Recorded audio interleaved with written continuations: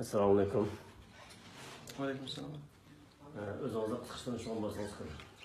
Ben Şarkı Türkistan'dan Turpan şehir Singimye'de cevabacağım 2. kentten Enver Ahmet. Enver Ahmet. Siz çetel çıkış sebebiniz?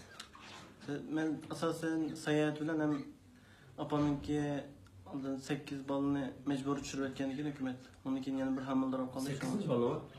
8 balı düşürülüp oldu. 9.'si. 9. hamildir oldu 9.'si var. Şundan bir şey tutup yengip onunkin kaytıp gitme diye maksatlı. Apanıza çıkar.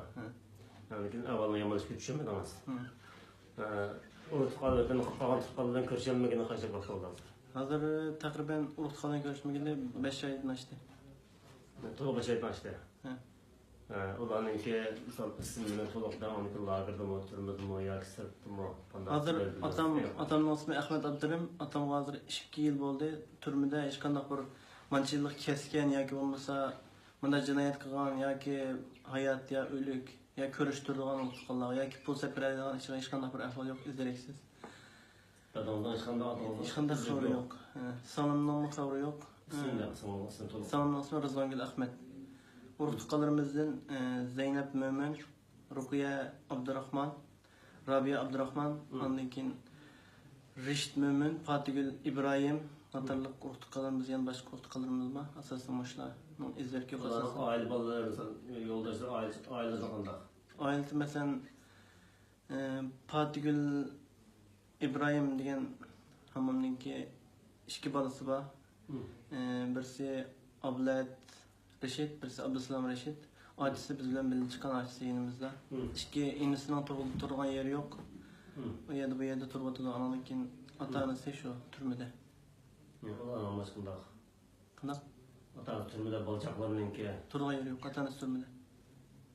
Bolchaqlarning xabari yo'q. Xabari yo'q. Sirtmi yo'llar bilmaysan. Yo'q. Boshqa qusqunlarning bormi tugdimi? Boshqa urutqalarimiz bor, lekin asosan shular yaqin urutqalarimizdan.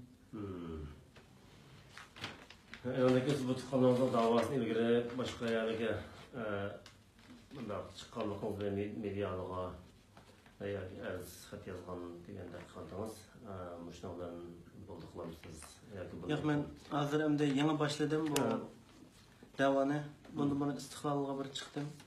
Hazır hem de yeni başladım. İnşallah bunun için arkanda muhbir, arkanda bir teşkilatından ya ki devletden yardım kılgan olsun. Ben izlep berip, aşında yardım sorayım, aşkarlayım, şu Xitaylarning bizga qilgan zulmini.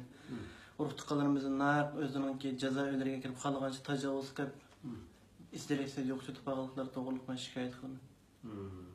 Lekin boshqa bir Turkiya boshqalardan, ya boshqa davlatlar rahbarlaridan, organlar boshqa.